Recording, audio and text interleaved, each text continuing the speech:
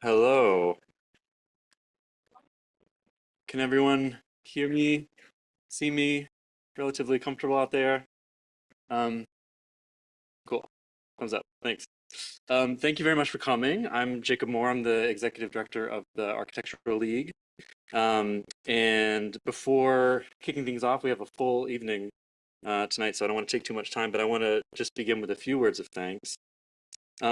First of all, to our gracious hosts here at Cooper Union, particularly Haley Eber and Mauricio Higuera, and then to the whole league team, who amaze me every day in all kinds of ways, but especially for this program.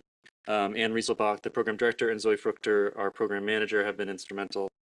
This program forms part of our current work series, which is itself supported in part by public funds from the New York City Department of Cultural Affairs in partnership with the City Council and the New York State Council on the Arts, with the support of the Office of the Governor and New York State Legislature. And then importantly, beyond the current work series, absolutely none of what we do would be possible without the support of the members of the League, many of you. So thank you so much for being a part of our community. This spring, the Architectural League has been working to follow the lead of disability justice organizers as they emphasize intersectional approaches to thinking about access over notions of universality. Over the past several months, current work lecture series, we've heard from practitioners working on different typologies, including art museums, branch libraries, and supportive housing, and soon, we think, sidewalks and streets. For all of this, our hope has been to support conversations about what it takes to reach beyond the often inconsistently executed design ramifications of the Americans with Disabilities Act, as we address how the fields that are charged with planning, design, construction, and management can more fully support the creation of an inclusive, accessible built environment. As we sit here on ancestral Lenni Lenape homelands with violence raging across borders abroad and across barricades right here in the city, we know that the built environment affects our understanding of the world, our sense of agency within it, and the ways in which society does or doesn't value differing, or in this case, this is key, dissenting perspectives. The built world is a fundamental way that society expresses who belongs, where, and how. Designing for and with difference at all scales and with great sensitivity has never been more important. And there's no more important place where this sensitivity is deployed than in schools. So one last but certainly not least note of thanks goes to Irina Verona and Jennifer Carpenter, who have conceptualized and guided this program over the course of the last several months with the League team. So we're so grateful to them. Irina Verona is founding editor of Praxis, a journal of writing and building. She received her MArch from Columbia and a BA from Princeton and currently teaches at Barnard and Columbia. And then Jennifer Carpenter has lectured widely on the subject of designing for neuroinclusion. She received her MArch from Columbia and a BA from Yale, and she currently teaches a course on disability architecture and play at GSAP. Together, they're the founding principals of Verona Carpenter Architects, which describes the firm's work as, quote, designing for greater inclusion by recognizing and embracing the neurodiverse world we live in, seeking to provide a range of sensory environments where more people can feel at home. We're really grateful to them for that work and for the work that has gone into tonight. So I'll invite them to the stage to give us better orientation to how it's going to go. Thanks.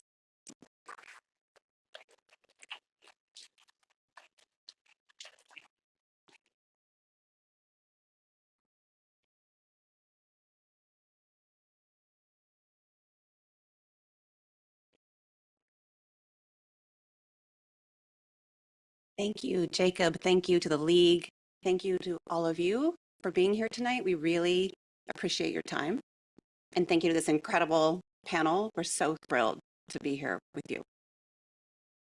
You can get more information about all these amazing people on the League's website. We will not go into detail on their awesome bios. I'm Jennifer Carpenter. And I'm Irina Verona. We both use she, her pronouns. We are thrilled to introduce you to this topic. And we are really excited that we have created a panel that is not all architects. You are welcome for that, because creating accessible places for learning is not just the province of architecture. And on the screen, you can see our names. And you also see a QR code. And this QR code will take you to Slido, which is a platform where you can leave comments and questions throughout the evening. If the Wi-Fi does not cooperate, don't worry, there are other ways that you can ask questions at the end. This is an outline of what we'll be talking about tonight. Irina and I will give an introduction, and then we will have a series of short presentations. We have Kayla Hamilton first, then Melissa Ellzey, Mary Burnham, and Kristie Patten. And then we'll have time for discussion. The images on the screen are of the Quad Preparatory School. It's a school for neurodivergent learners, and it's the first place that we engaged with and asked the question, what is an accessible school? So it's more than access. Access means I can get in the door, I can move around, and it's more than inclusion, which is I'm welcome into your world. We want to define accessible schools tonight as schools that can be meaningfully occupied and enjoyed, important, by kids and adults, including by disabled kids and adults, and where you can be yourself. Nearly 1 in 5 New York City students is diagnosed with a disability, either physical, non-physical, or both. And we want to be clear that disability is not just defined by diagnosis, but we think the statistic gives you a sense of the importance of this topic. In our society, there's a really widespread reluctance to engage with disability. And we think a large part of that is that people are afraid of the language, or they're afraid of getting the language wrong.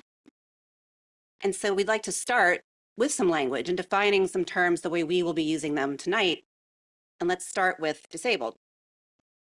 And the autistic scholar Nick Walker has a great definition of the social model of disability that we'll be using.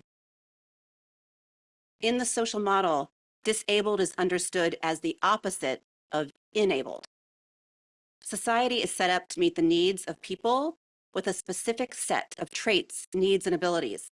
When a person is disabled, we mean that society isn't properly set up to enable their participation. I think I skipped one phrase that's important. Those privileged people are enabled or abled when the society is set up to meet their needs. And let's also define neurodivergence. This term was coined in 2000 by Kassiana Asasamasu, and she defines it as any significant divergence from dominant cultural forms of neurocognitive functioning. And this is a broad, inclusive term that encompasses autism, ADHD, dyslexia, dyspraxia, PTSD, Tourette's, and other identities. Disability overlaps with neurodivergence.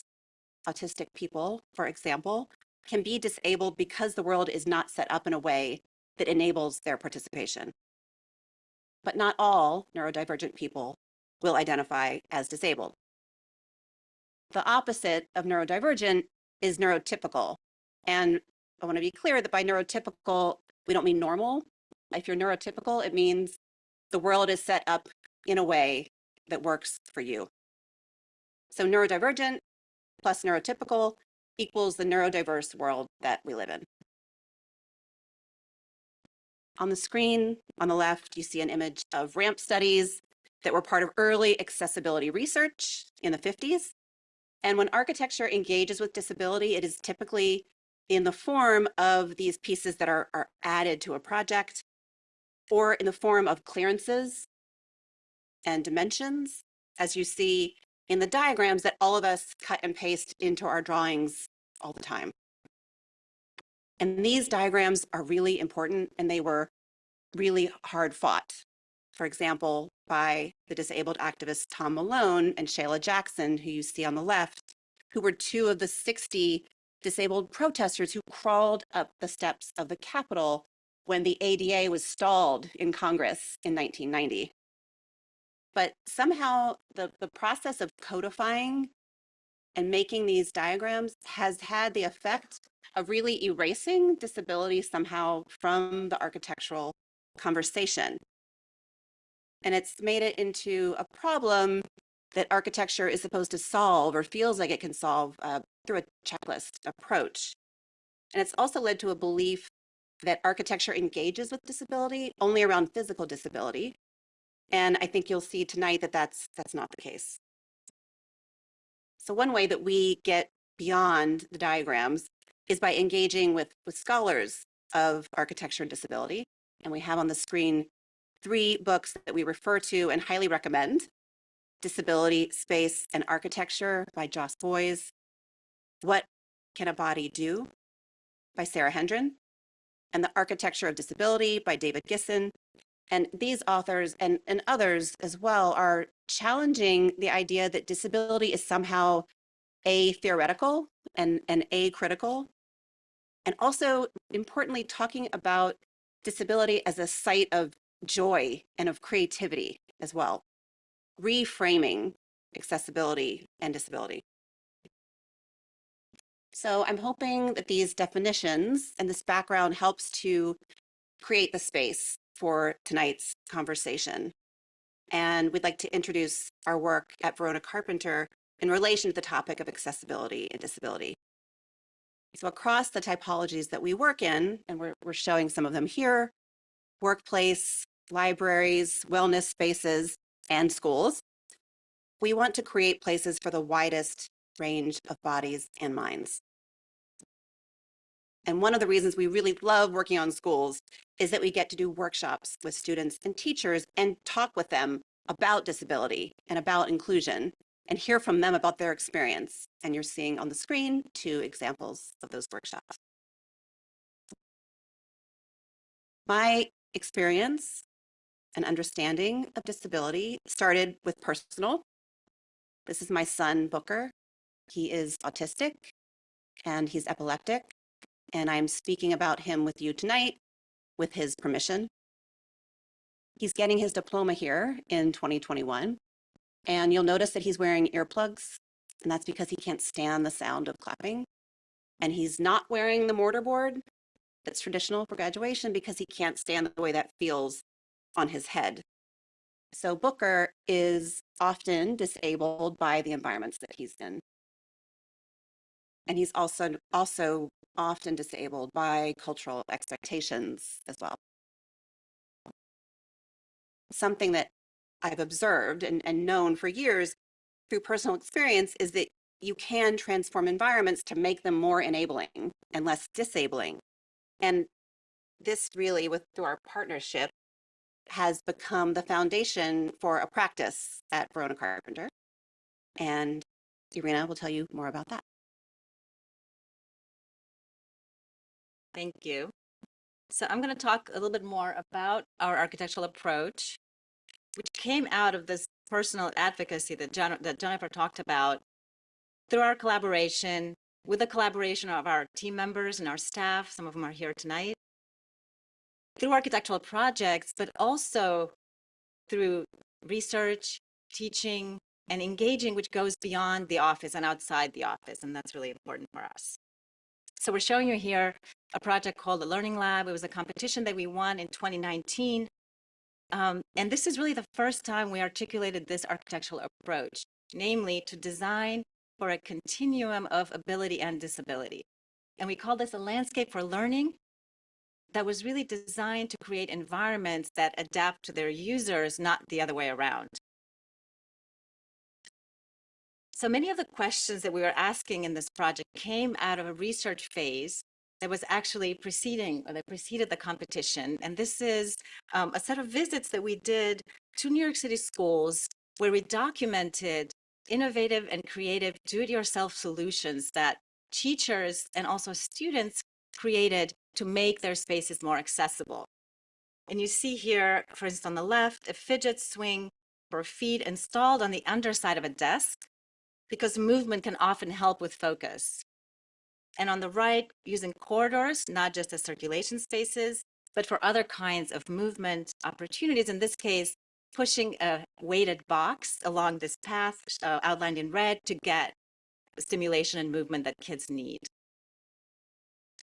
So with these ideas, we developed a proposal that focused on providing and creating more affordances, meaning more options for different ways of occupying space.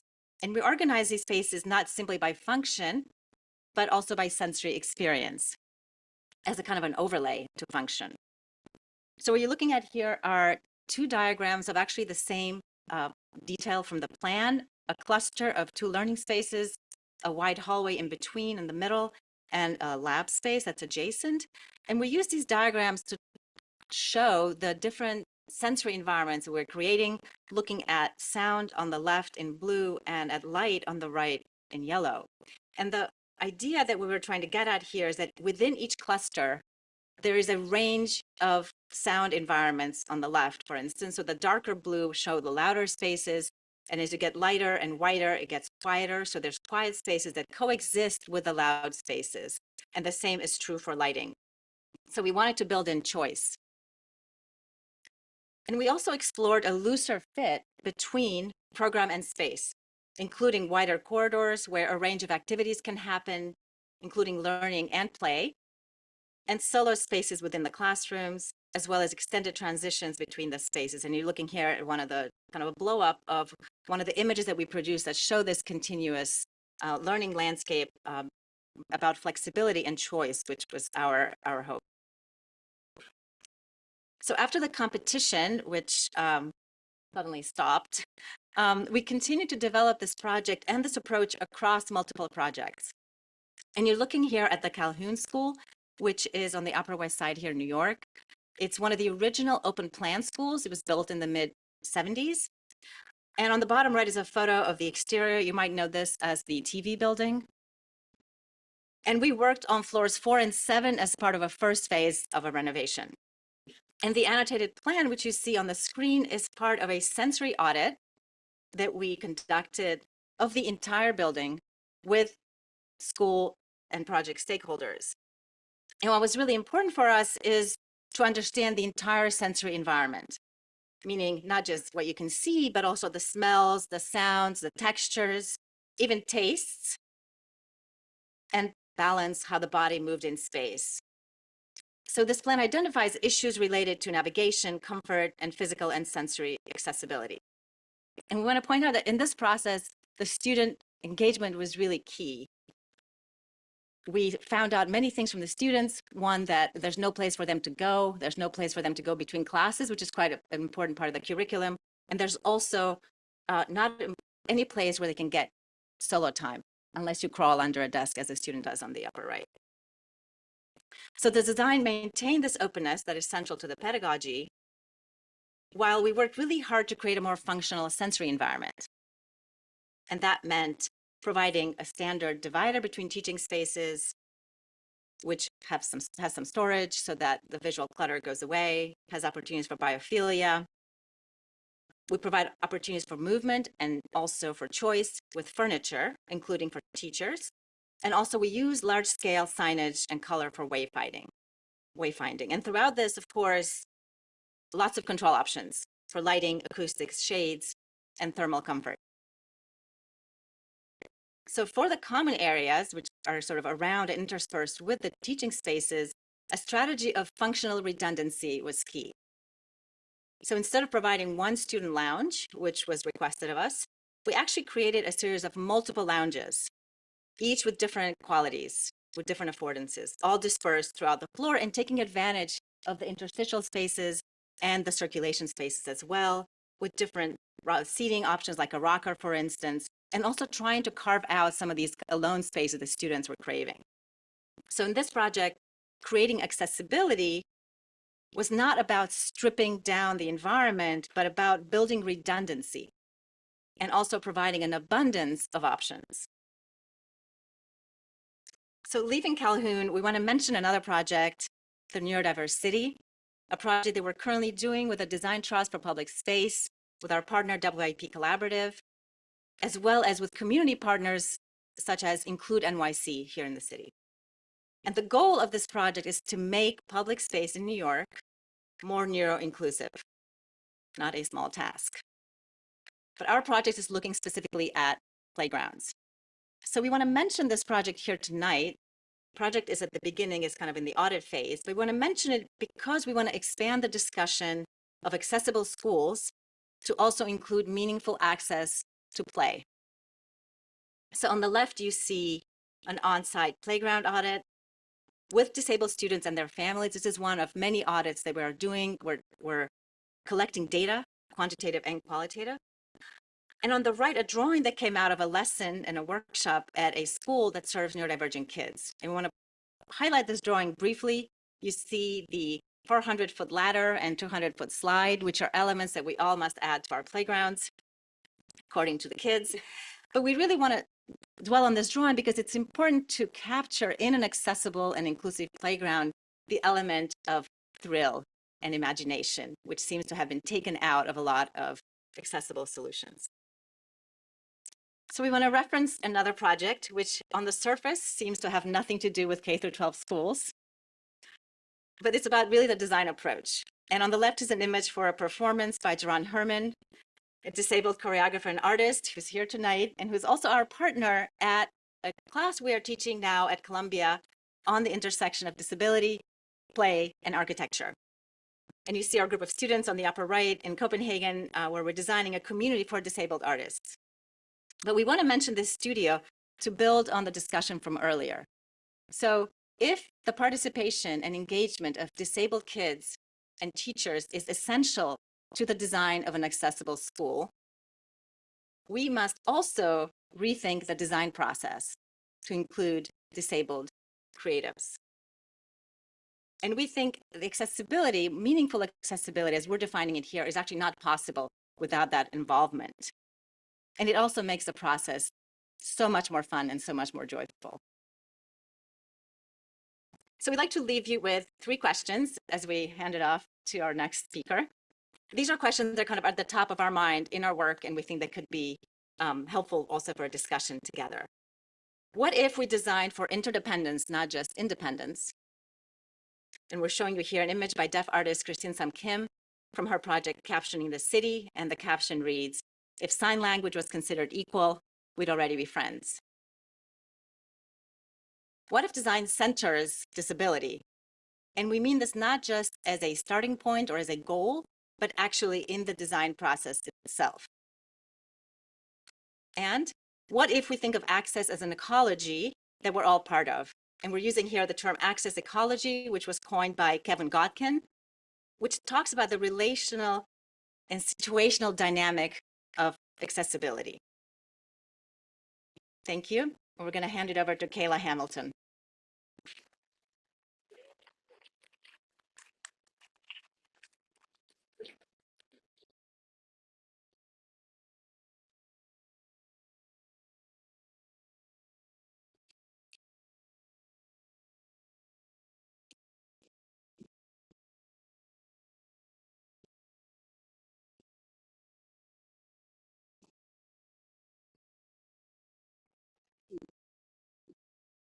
Good evening. Good evening. And where I'm from, we say, hey, y'all. Is it possible to get more light on the stage for me, if possible? You can just light me up. I don't have slides, so you can just give your attention all to me. And I should have made my font a little bit bigger. All right. So my name is Kayla Hamilton. I use she, they pronouns. I'm a milk chocolate, skin, fat, black, disabled, by way of visual impairment, woman with dreadlocks. And if you're unfamiliar with what dreadlocks are, they are roped string-like hair that's formed with twisting, matting, or braiding the hair and leaving it there for a really long time. I wear white framed blue glasses, some multicolored earrings, and maybe like a leaf shape or an eye shape, I'll call it. I'm wearing a blue shirt, a light brown cardigan, and some wide leg pants and shoes that are just a little touch too big. And did you notice this scar over my left eyebrow, or this nail polish that is chipping off? Can you tell I'm from a small town in East Texas and born and raised on a farm? Yes. Or that talking to a room full of architects in New York City was little Kayla's beyond my wildest dreams. What about this outfit that I took on and off at least 3 times to judge its appropriateness for this event? And I say all that because I want to be closer to you. I taught middle school, special education, self-contained in East Harlem and in the South Bronx for 12 years. Self-contained is considered in the Department of Education the most restrictive environment in a community school. So that is myself, the teacher, a paraprofessional, and 12 students with varying disabilities. In addition to being an educator, I'm a professional dancer and choreographer that creates performances that center the disabled experience in its inception to live performance. What does that mean? It means that I consult with arts organizations and venues about accessible seatings in their theaters, creating quiet and STEM spaces in the theater, making sure programs are disseminated in various formats. Is there ASL interpretation? Is there audio description offered? And. So although, while I'm not an architect yet, uh, creating and making space for my intersectional existence and other like body minds is what I do. We are always in relation. And when I say that, I mean curiosity. I think it's important to remain curious, not only about human beings, about any and everything. And disability is relational to structures, environments in our society. It is never only in the body. Disability is never only in the body. And even within certain embodiments, people treat us differently depending on which part of ourselves that we are experiencing. For example, the difference in the ways that I'm treated when I use my cane versus when I'm not using my cane. The difference between when my dreadlocks are nice and tight and neat versus when they're like a little fuzzy and it feels a little messy. Or the way I speak up for myself, or when I'm silenced because of imbalanced power dynamic. There is no universal experience because we never just are one thing. We are taught, or at least I was taught, that seeing is true. I know you all understand this through your experience in design. We use our eyes to make determinations and assumptions about people, about space, on what they look like. Sometimes it's all good, and it serves us. And I would argue that most of the time, these assumptions are wrong. We should always be in relation. So which brings up the question, what would our relationship to our own bodies be if the implications of certain differences was not punished or led to denied access or care? So my experience as a visually impaired educator in the East Harlem and in the Bronx, fluorescent lights? No. Stairs? Not so much. The lack of quiet space for me to tuck away and regroup. So I had students with me at lunch, on my prep periods, hanging out. Even students I didn't even teach. Told to decorate my classroom over and over and over again in student work. Don't let kids see you using your cane, they say. Finding alternative spaces, which ended up being the hallway or the stairwell for small groups. encouraging to make a peace corner in the corner of an already overly crowded classroom, purchasing fidgets and stress balls and flexible seating options on my own dime to make space in place where students actually wanted to be, let alone learn. Doing intervisitations to schools in the Upper and Lower East Side where students sat on the floor, they ate in their classrooms, they moved around their school building on their own, where I was encouraged and forced to keep kids in their seats quiet and compliant. What makes space accessible? It's not only its physical, but relational structure. A type of curiosity and humbleness that asks a person what they need and not assumes to know for them. We should always be in relation. A type of attunement and transparency that can communicate all that will and all that will not be present in a space so people can form an honest relationship to themselves and each other in it. Some considerations. Can different body minds actually get into the space in a similar fashion? Heating and cooling, is it adaptable in various rooms in the space? Is there someone to support in that adjustment? Desk, individual, group, conference style. Seating, are they all facing the same direction? Can they be moved? Are there different sensory inputs? Restrooms, are they accessible to as many body minds as possible? Quiet spaces, sensory, flooring, does it move from a concrete to a carpet? Are there steps? Where are the landmarks? Emergency protocols, can everyone, as many people as possible, be able to exit in a timely fashion? Wayfinding, is there signage? Where is the signage? Is the signage tactile? And how do we design for the next global pandemic? We are always in relation. What does it mean to not center a single type of disability or disabled person? What are your intersections as an architect? How do your intersections meet those of disabled body minds?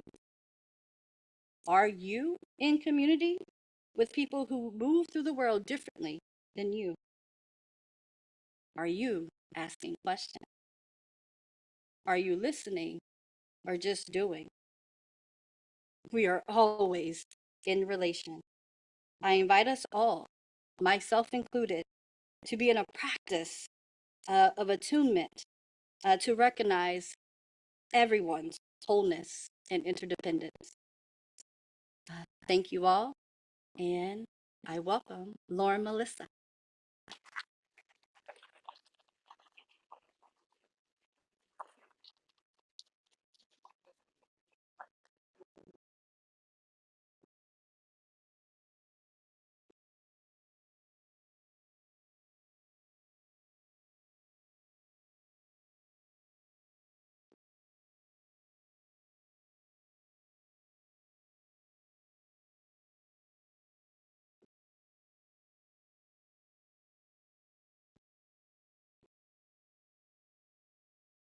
Hi, so I'm Melissa Ellzey, and I'm really excited to be here with you all today to talk about autism inclusive environments from an autistic perspective, which means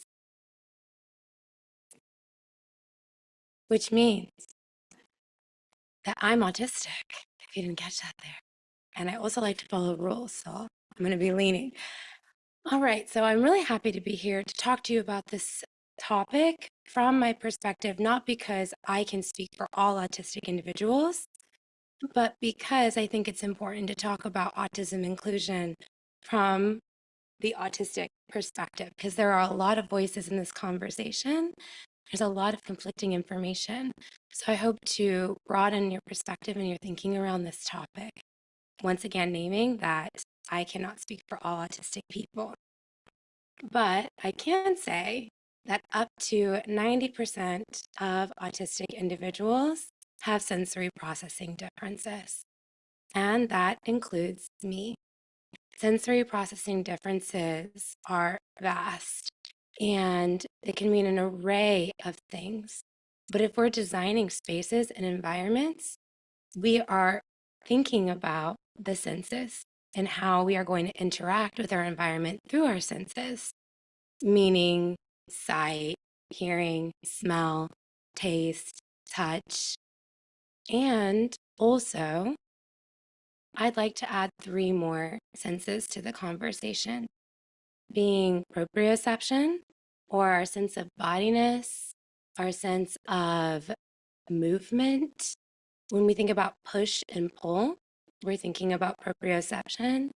And in this picture, we see someone being able to use hand-eye coordination to balance a ball, as well as 2 folks who are in a specific amount of proximity between one another. And proprioception has a lot to do with that. We also have our vestibular sense, or our sense of balance. And I wonder if you might already know where this sense is housed in the body. A lot of people would think it's the core, but it's in the inner ear. And so that's why if you see someone doing, which I'm shaking my head back and forth, they actually might be tapping into their vestibular sense or their sense of balance. It's also why we learn very well when we're moving, because we are listening and moving at the same time, and that balance and that sound is connected. We also have interoception, the internal sense, which is how we know, if our heart rate is raising, maybe we're anxious, maybe we have to go to the bathroom, maybe we're hungry, maybe we're thirsty. Interoceptive sense teaches us about that. And our spaces are also influencing all of these senses as well. But for those of us with sensory processing differences, we might be experiencing our senses differently from those who do not have sensory processing differences.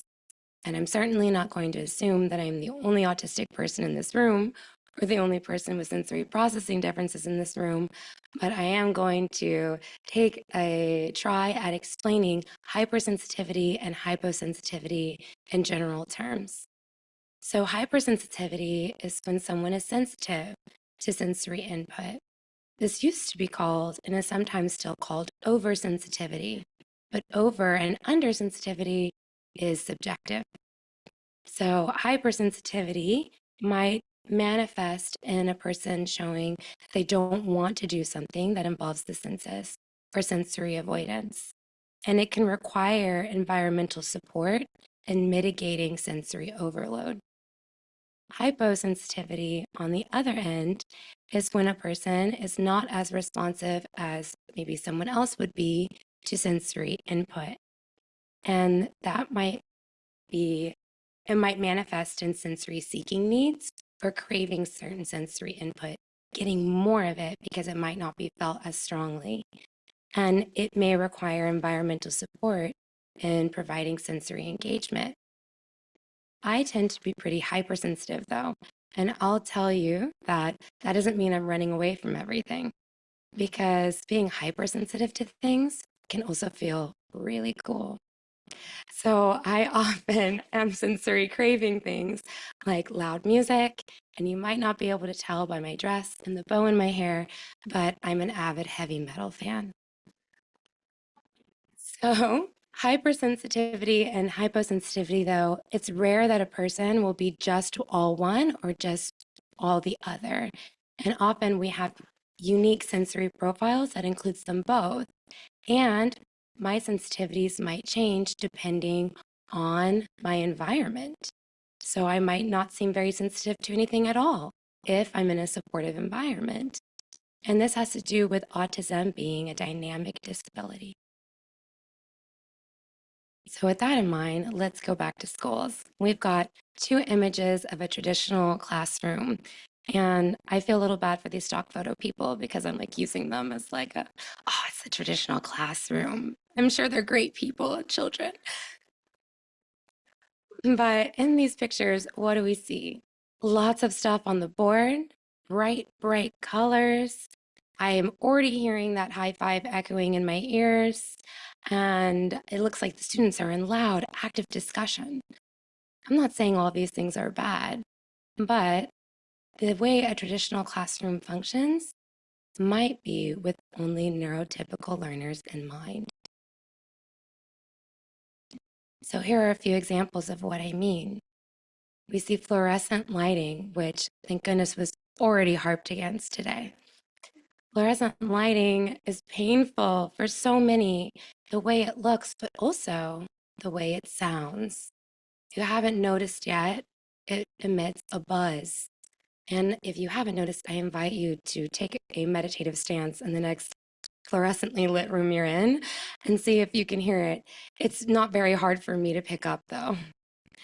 We also see a row of red lockers, bright, and I bet they're going to make a loud bang. And even just this classroom, whose decision was it to have red chairs and a red board? And I bet you this room is lit by fluorescence. It's almost as though we believe that the only way students will stay awake in school is if we bombard them with sensory input.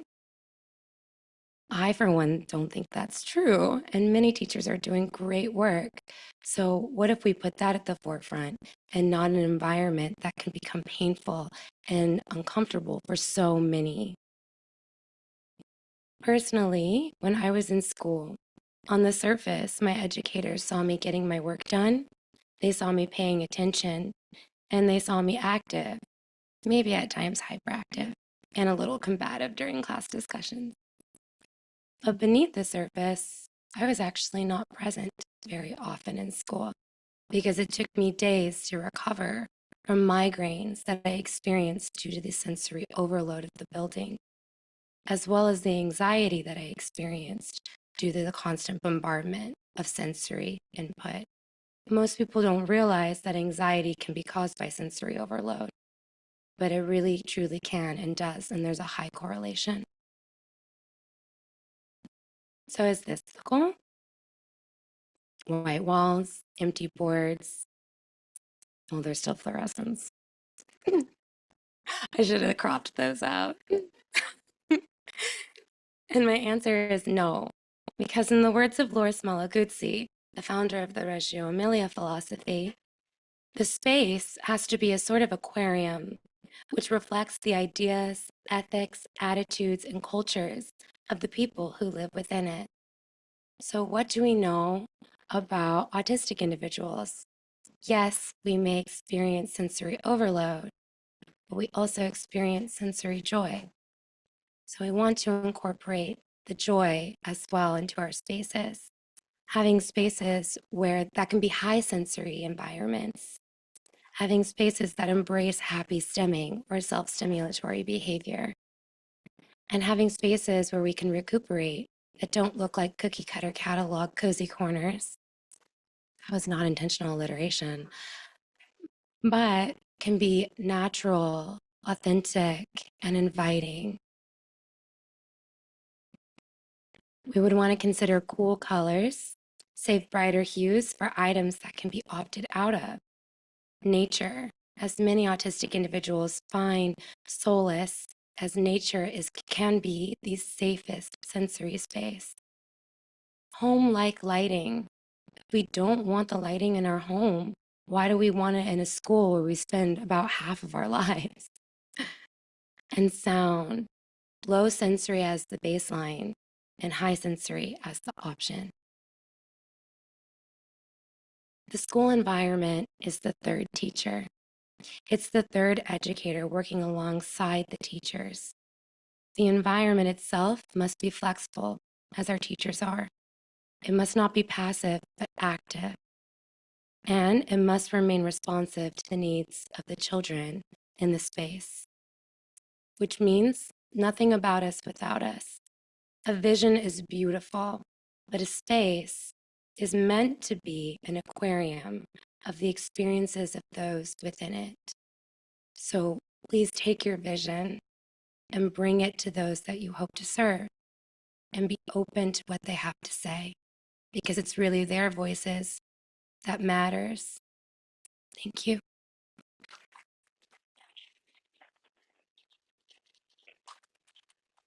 Now I would like to pass it along to Mary Burnham.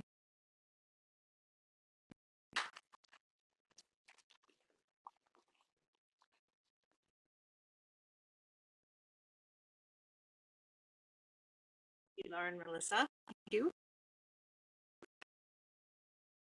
Um, so I'm Mary Burnham. I'm founding partner at MBB Architects here in the city. And can you hear me now? Okay, good. Anyway, I want to thank the League for this wonderful program that has celebrated accessibility over a wide range of building types, and I'm really delighted to be here to talk about schools. MBB is a collaborative women-owned practice here in the city, and we're really inspired by the power of design to have to make a big difference in people's lives. We work across a wide range of sectors, from cultural and civic institutions, homes, workplaces, and of course schools. And educational design has always been a core of our practice. And over the years, we've increasingly been focused on how design can serve a more diverse set of learners. And we've been focusing on trying to partner with educators to support more inclusive and accessible schools. We've taken a holistic approach to designing for inclusion, to think about physical accessibility as just the beginning, really physical accessibility, neurodiversity, cultural awareness are all part of the way we approach our design practice.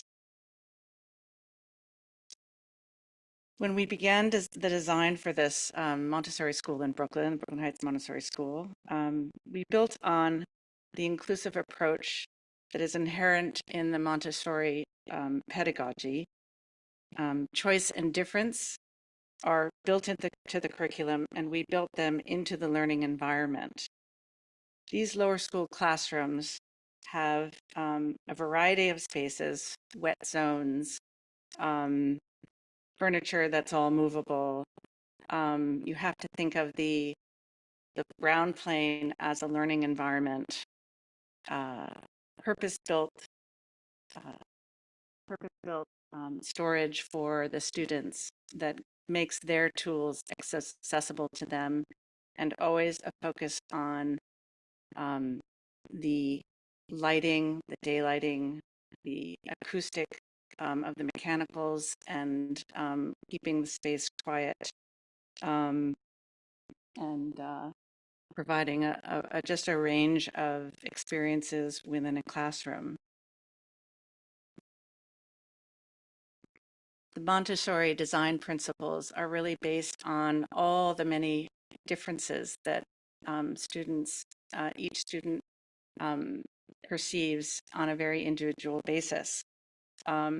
Celebrating the differences in scale, even amongst the students in a classroom, is something that is ever present.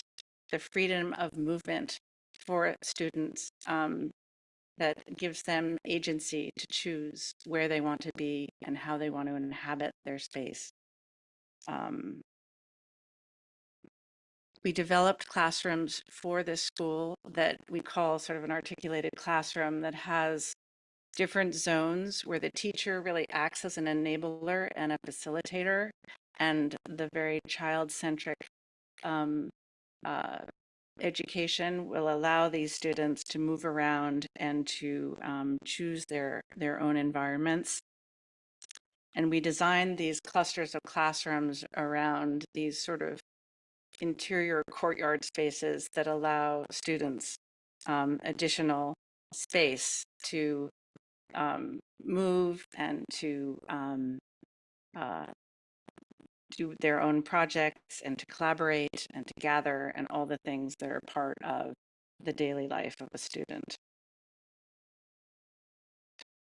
Finding sort of strategies to carve out spaces for the individual inside a classroom by by even just making space within the width of a storage wall can really make a difference in the life of a student. I'm going to just briefly talk a little bit about something that was mentioned earlier, just about the importance of nature in a learning environment. This is a different school not far from here at PS 41, where we were able to retrofit a green roof on top of the middle school. There was an article written recently about how important this space became to them during COVID because of particularly the neurodiverse students found such relief there. And it really, I mean, there's science around how nature reduces stress. And we sort of designed this as a science classroom. So in many ways, it is actually sort of a learning landscape, but it also is very much about a landscape of choice. This is another project in New York that we did with A+I for the alt school. And we really thought of this also as a landscape of choice where these very diverse interior environments have a fluid relationship with each other. And we were looking for ways to make spaces adaptable and flexible. If you have a curtain in a space, you can make the acoustics softer or brighter, and you can make it more private or less private, and you can make it more heavy, lit or less lit. So things like that. And then again, embedding in the classrooms these moments for the individual that are so important. And last, I'm going to just talk about a project that we designed up in Providence, Rhode Island, where it is truly about centering disability in the sense that the school was sort of an expansion and a renovation project to integrate special education students with general education students. And the purpose of our work was to really enable this integration. So this school is for students with a very wide range of physical and cognitive disabilities, and also for able-bodied children. One of the things that we, there are many considerations in the development of this site, but certainly bringing the landscape around the building was a very key element, moving the parking to the edges where it wasn't really part of the experience of the school, and then creating covered walkways so that children that had mobility assist devices could circumnavigate the campus along with everybody else. The landscape that we worked with our KLA on included outdoor classrooms and then fully accessible play yards where, for example, you can see the swing set that can have a wheelchair accessible swing set. Again, interior spaces are all about good lighting, good acoustics, warm materials, flexible seating, warm seating, and a very a focus on lack of clutter and visual distraction. Finally, we were thinking about how to create an environment that really was truly inclusive in the way that people circumnavigated the building. And we were able to, I think our goal was to sort of take away the binary choice of the stairs for the able-bodied and the elevator for the disabled, physically disabled. And so we worked on creating a circulation space that could, where everybody circulates the building together and everybody takes ramps to navigate the differences within the building. So this became sort of a a sort of communal approach, a truly inclusive approach that also was sort of a celebration in a way, in the way that the architecture uh, created these ramps and gathering spaces. So in any case, I'm going to leave it at that and hand it over to Kristie.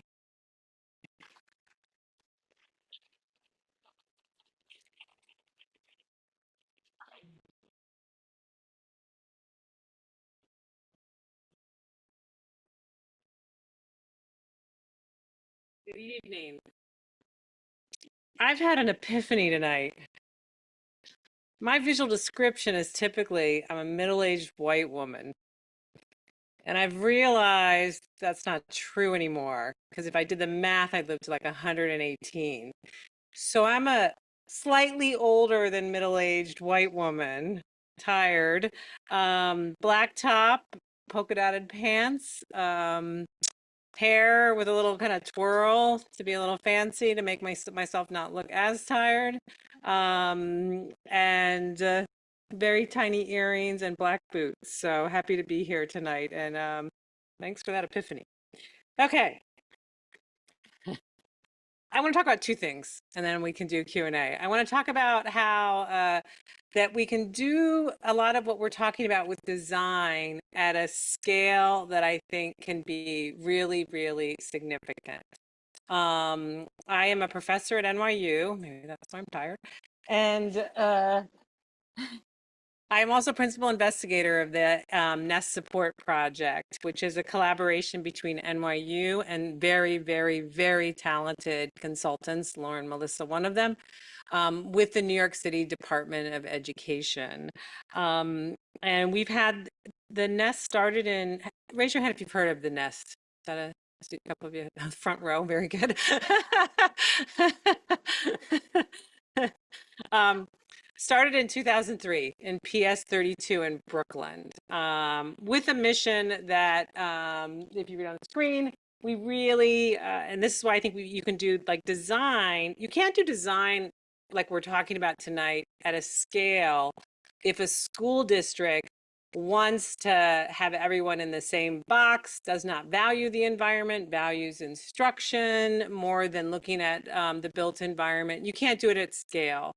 You can do it at scale if a school district or a program is committed to the idea that environment is really important. Lauren, Melissa said the third teacher, right? So it has to be a significant piece of the programmatic features. And if it is, then you can do it at scale. I'm going to give the third DIS of fluorescent lighting. When I was doing some research, we interviewed 80 people 80 autistic individuals in Pennsylvania, some that were speaking, some that were non-speaking, that typed independently to communicate. And they said two things. They said two things to us. If I were drawing all the lines to say what were the commonalities, it was get rid of the fluorescent lights. Actually, three things. Get rid of the fluorescent lights.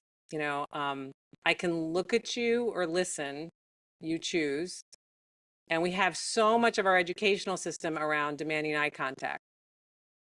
I can look at you or listen, you choose. If I'm not looking at you, maybe my comprehension is better. So, how are we setting that up? And then also for the non-speaking individuals, because we have this assumption in environments that have non-speaking individuals that if you're non-speaking, you have nothing to say. And a lot of the non-speaking individuals who typed independently to communicate, their message was, stop talking about me as if I'm not here. Do not talk about me in front of me. And if you think about behavior in environments, and you think about non-speaking individuals in environments, and if I'm in a waiting room in a doctor's and I'm non-speaking and my parent is talking about how I'm wetting the bed, but I can completely understand everything you say, and then we wonder why that there's an explosion of behavior at that time. And that individual won't wait for mom to finish with the doctor when maybe I can completely understand everything you can as a 12-year-old that wets the bed, for example. So when you take that knowledge and you take that knowledge about, yes, the fluorescent lights is about environment, but those other two things I want you to remember because that's about attitude and our bias and how we think about people. But we can do it on scale. This is the Nest Support program. This is the Nest Schools in the DOE. We are massive. And by massive, we're the largest inclusion program in the country. And I think we're one of the best. I am totally biased. When I talk about bias, that's a different bias. Because we do a couple things, and we do a couple things right. We hire autistic consultants as full-time employees. We have autistic guest lecturers that really guide our practices as professionals. Because we have a problem as professionals that I'll get into as my second point. And so this is for this year, and I think it's going up by probably 25 classrooms for next year. And one of the things we do is environment is important in how we design. So we can do this on scale, whether it's our elementary schools, our middle schools, our high schools. We're in everywhere. We're in elementary school, middle school, and high school. I started the NYU Connections program in collaboration with some of my colleagues at NYU. And we have a wonderful sensory space in the library. We're getting 2 more sensory spaces in our library. Oddly enough, no students could find quiet places in the library. Okay, so you can do it at scale. We can do it at large universities. I know this is K through 12. We can do it at scale, but the attitudes have to be right. The attitudes have to be with the idea that this is important. And, there's a saying, culture eats strategy for lunch. So, your corporate culture will eat any of your strategy. Our professional bias and attitudes will trump anything we try to do, whether it's design, whether it's pedagogy. So I'm going to share with you a couple of what are our significant professional biases as educators, as therapists, as practitioners. But my challenge to you as architects, and I think most of you are architects in this room, what's called the Architectural League. Yes, I told you I'm tired. Most of you are architects. I want you to think about your own profession and what biases does your own profession have about accessible design. I have no idea what those are, but I know you all have them. Okay, because it's very hard to be trained in a profession without bias against disability, because we are a very ableistic society. We have a preference for non-disabled ways of being, which is ableism. Okay, and so I really want you to think about, how does that play out in your profession? I'm going to show you very quickly how it plays out in my world. And then hopefully you can begin to have those thoughts yourself. Grant is someone that types independently to communicate, and what he talks about is this idea of independence. Someone said interdependence, designing for interdependence. That's Grant. Like, the idea that we hold is, oh, you have to be independent. And how does that impact our work with kids with disabilities is a real problem. And, Grant basically says that is a huge systemic bias that we professionals have that really make a difference in how then we encounter that disabled body, that disabled mind. Okay. LM Lauren Melissa asked, I did this for a lecture for my profession, where I basically called out my profession's professional bias a couple years ago, 2 years ago. But this is a bias we have in my profession, so think about what's the bias you have. And this is, I think, when I gave this lecture, this was for, I don't know if I ever told you this, Lauren, this was one of the biggest takeaways a lot of people had. This idea that, if I behave more like neurotypical peers, I'm rewarded. And I've learned that I'm praised for not being autistic. I learned that people like me when I'm not me. Every professional in special education has done this. And it has dramatic impact on the individuals we serve. Even when you think you get it, we've trained a lot of people to say, have interest-based, do interest, make sure people have access to their interests that are autistic, and make sure they have a lot of engagement with their interests. And they say, oh yeah, I got that, I know I do that. And then we do like a survey like this, and you can see that, I'll do the shorthand of this, the only time they predominantly use interest is to address challenging behavior, which is the worst thing to do with them. Hey, if you behave, you get this Thomas the Train. We want to use Thomas the Train for everything, for every type of learning, for personal development, for relationships. And you can see that teachers and professionals don't do that. They use them to control the individual for behavior, but they don't do them for personal joy or for fulfillment. So that's a bias that my profession has. What biases do your profession have? This is a big one. We say we're strength-based and then we write up reports like this. Okay. It's true. And then we talk about high and low functioning children, when what we all should be talking about, including, I hope this resonates with you, is high and low functioning environments. Period. Full stop. I never want to hear the word high or low functioning person again or individual, but you're talking about high and low functioning environments. And how do we impact those high and low functioning environments? You know, a lot of this requires us. I did a TEDx talk once that was called I Was Wrong. A lot of this requires to say we've gotten a lot of this wrong. My profession has gotten a lot of this wrong. Special education has gotten a lot of this wrong. You know, the fact that we have a K through 12 system that says the most important thing, special education and kids with disabilities, is to build your life on your remediated weaknesses. That's the most important thing. That's what we're going to spend most of the time in the environment doing. We've gotten a lot wrong. So in closing, I would encourage you to be humble, to really reconsider kind of how you've thought about things in the past around access and disability, question your present decisions, and really be curious. Someone said curiosity earlier. Curious to imagine kind of what the future can hold. And with that, I am moving to discussion and questions. So thank you. And I'm telling everyone to come up on the stage.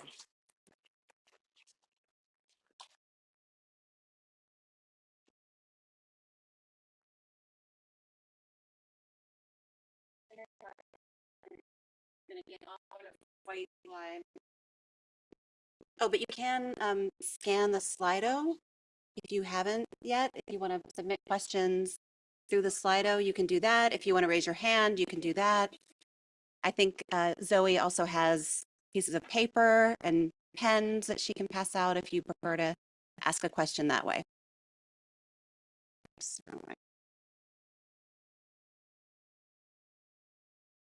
that better for the?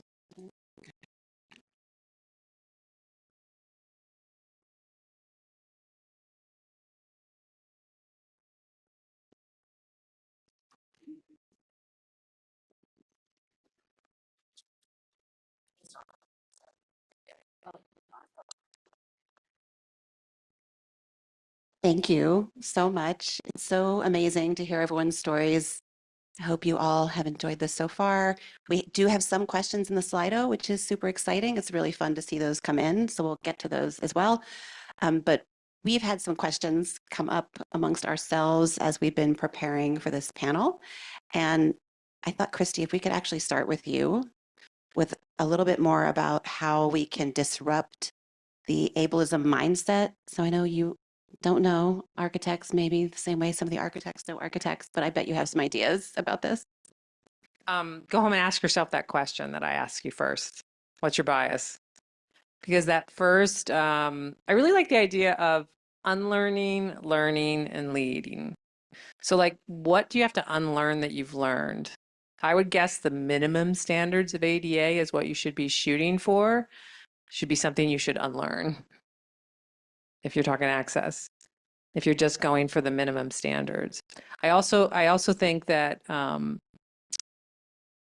if you are doing any project related to access, and I always say, if you know you're in an ableist environment if no one with a disability is around the table.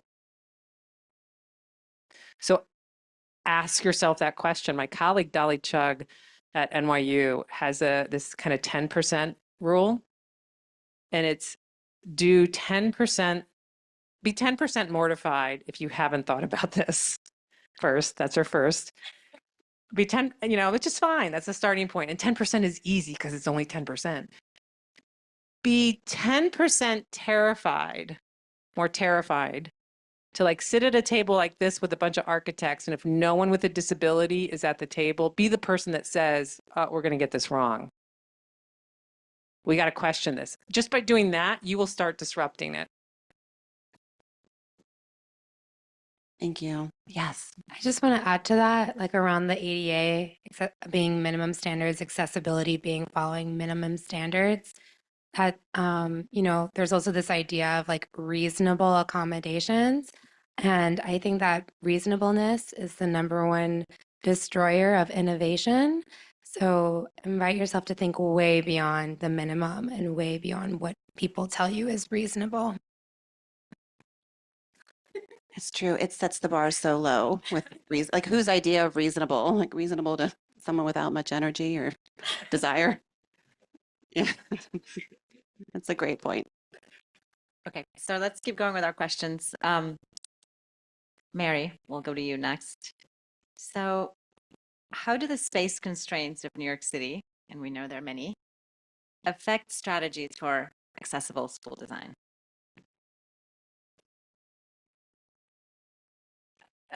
So I think that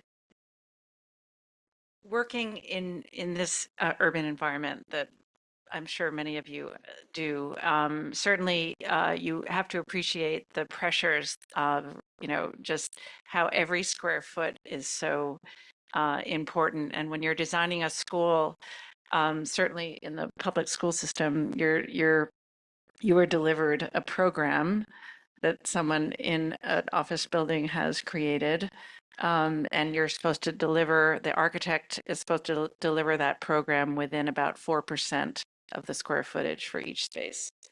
So it really takes a lot of creativity and sort of subversiveness to try to figure out how you can create spaces that allow for this difference and allow for these varieties of spaces within those constraints. And I think you have to, I liked your idea of saying, try to have a looser relationship to the program and the space, in the sense that when you have, it's particularly difficult with the public projects, but think of ways to design classrooms that have that extra sort of moment just because it has to. And then think about circulation spaces as learning spaces, because they really are. Kids are moving through the building. This is when they notice things. This is when they think about things. And I think that you can do a lot with creative sort of expansion of how you think about circulation spaces in general. Yeah, so any of those are sort of some strategies, but it's, I think in an urban environment, it's particularly, you're not going to have a big room with a huge nice ramp in there. So anyway. Mary, I have a question. So if you aren't within the 4% that you're challenged Yeah. to be within, like what happens? Well, there's a lot of sort of compliance gateways that you have to get through. And so it won't, in most cases, you can't get through that gate without proving it. Yeah. And so you have to, I mean, in one case, the school was for a quite large student population, and it really it had a very small lobby, and we just couldn't figure this out. And so we made this really, really, really wide hallway from the lobby to the dining room. And it became this awesome space because it's all the, parents can hang out there, and we put in all this seating, and it was, not in the program, but it had to be there because, we needed the egress for a really wide corridor. So anyway, things like that. It's interesting. Kayla, a question I want to put to you, and others will have ideas about this, I'm sure. We're often told that universal design is the solution to access, that if we just design universally, we're all set. I know you have thoughts on this because you've reacted violently to this question in the past. This is Kayla speaking. The tension is in the word universal, because I believe there's no universal experience. And when we do name something universal, whose universe is it? Because there still is a universe there that is centered in maybe I'll call mainstreams, like the people who are at the center of our society, or the people who are put first and center when thinking about universal design, which does not include the voices of the people who are most impacted, to which I feel like we all spoke to today. So the word universal is for me problematic. No such thing in thought. Yes. And if it was kind of the magic solution, then the word retrofit wouldn't exist.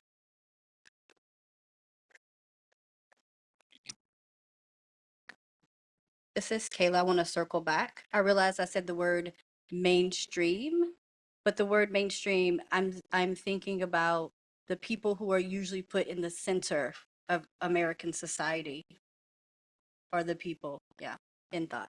Just to clarify, language in thought. Thank you, Kayla.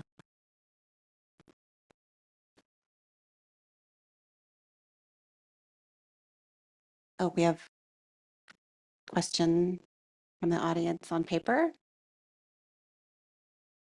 While Irina's digesting that, I'm actually going to ask, I'm going to ask LM a question, if I may, about access conflict. So this is something that we get asked a lot. Well, I am trying to make a space more accessible for this person or this group of people, and I'm afraid I'm making it less accessible for someone else when I do that. Could you say a little about that? Sure, this is Lauren Melissa, and I also want to name that I didn't do a visual description, and I want to model that it's never too late. So I am a Black multiracial woman with curly hair and brown eyes, and I'm wearing a black dress and a white bow in my hair. And access conflicts, the first thing I want to say about that is that most of the time when I hear people talking about conflicting access, they're usually more concerned for people who do not have disabilities. And they'll say like, oh, I'm worried that if I do this and I make it darker for the autistic students in this classroom, what about the non-autistic students who don't need that? What about if I change the way that I teach this method? What if it ends up harming the non-autistic students and they won't have access to quality of an education? And I think that immediately reveals people's bias and the fact that this question around conflicting access in general, not all the time, but much of the time, is looking for an excuse to not do anything. So I would say, like, when someone brings it up to me, I first have to do like a check, like a temperature check. Are you asking authentically, or are you saying, I don't have to do this? Because see, if I help this kid, I can't help that kid. From there, actually, to authentically answer the question, I'm believing that it is an authentic question. I would say that you brought up you and Jennifer and Arena, not Jennifer and Arena. Sometimes we introduce each other wrong. I'm Irina, Wow. so it's okay. You two brought up this topic of redundancy, and I really want to echo that sentiment, although it is the first time that I heard the word from you both, which is that if we're creating one version of things, then we're going to run into conflicting access needs. So maybe we need two versions. We need two break areas, one that's high sensory, one that's low sensory, maybe even three. I mean, but I might be getting a little too excited here. But looking at this idea that we have one of everything as though there's some form of scarcity, breaking that down and building in more imagination, more innovation, and more redundancy. That's great. Yeah, one second. And then we have a question about redundancies. Okay. This is Kayla speaking. To add on, the idea of an access conflict gives us reasons to come together and become closer to each other. An example that happened today, when I got up, I needed more light. I asked for it. Light came. I felt cared for, right? That was a moment, oh, in this space, someone will listen to what I need. So it provides moments of being together. How do we both simultaneously exist and get what we need, and knowing that if we ask, we may not get, but I know that you give someone an opportunity to show up for you and vice versa. So I don't look at them as like conflicts, but a way of relating in thought. Just one thing to add to that. I love that point so much, Kayla. And I think if we make spaces that offer controls so that you can make adjustments. So when you say, I need to be brighter, I need to be cooler, I need to be warmer, whatever, we can build in, beyond code required controls so that people can come together and resolve these conflicts, and the space can react to those conflicts. And this is Lauren Melissa, and I want to add to that as well that if we can also build in this flexibility that people are able to access autonomously and not have to ask for it, especially in a school environment. Well, I think all environments with school environments in mind, requiring that children, and I'm talking K through 12 children, ask authority figures in many buildings if they can have something that they need and then they can be told no because maybe it's an inconvenient time is inexcusable. And so I think making sure that we build an autonomy into the environment is really key. Okay, I'm going to read the question about redundancy. So when you design with redundancy to allow choices, how do you safeguard against growth overcrowding, where all spaces might be occupied, making choices not possible? Has that occurred in your projects?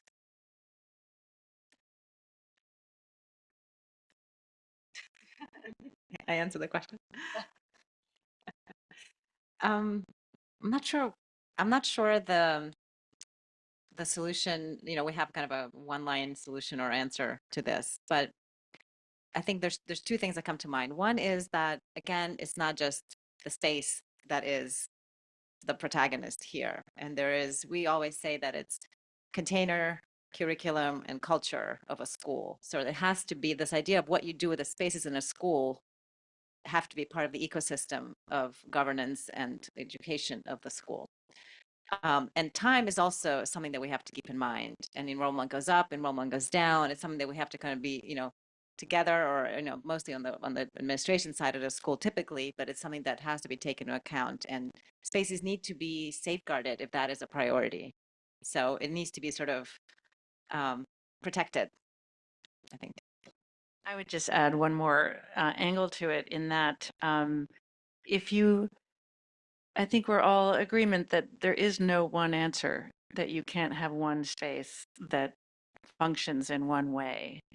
But the answer is also not to divide it up into inflexible 4 different or 5 different or even 7 different answers that solve for sort of 7 different ways of thinking about something, but they're all sort of stuck in their place. So I think every single school that we've worked with, has a tough time, has a constraints, space constraints. And I think as much as possible, we try to make these spaces adapt so that they can be changed. And so you don't have a static reality. You have a dynamic space that can be changed, and choice is part of it. So I really think that you have to really think about that, especially in an urban school, because these classrooms are used 24 hours, all day long, all evening long. It's not like you can have one space for one thing and one space for another. It just doesn't work that way. So I think we have time for one more question, so we can take one from the Slido. Do you have any advice for when you do not have the ability to have contact with students or teachers for a public school project? Like, how do you get the input?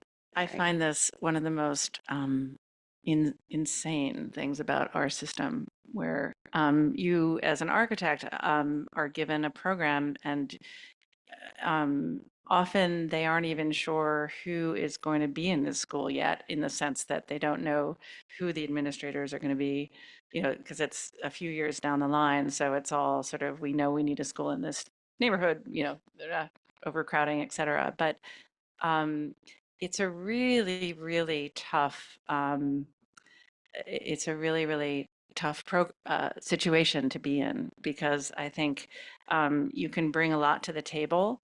But we found that sort of later in the process, we could get access to students or administrators, or people who were going to use the spaces sort of later in the process, once some of these things had been kind of ironed out. But really, when you need it is at the beginning. So anyway, it's a really fraught process that I think more attention should be given to. It's not a great recipe for success. This is Lauren, Melissa, and I just want to add to this that if you don't have direct access to the people who are going to be in the space, I first want to say that's a travesty. But like beyond that, that doesn't mean that it's a good idea to move forward having consulted no one from the community. And it's 2024, believe it or not. It's already this year, but there is social media, there are websites, there are blogs, there's probably already some website that's like learn from disabled voices in terms of architecture, where you can access and learn these things. You can also consult disabled consultants around this topic. And I want to add to that if you do consult students, families, disability advocates, that you're not expecting them to do the work for free because they would benefit from it or it's the right thing to do. That's a career as well, or that is work as well. And disabled individuals deserve to be paid for that work. Thank you. I think that's a great place to leave this. Thank you, Lauren, Melissa. Thank you, everyone on the panel. Thanks for being here.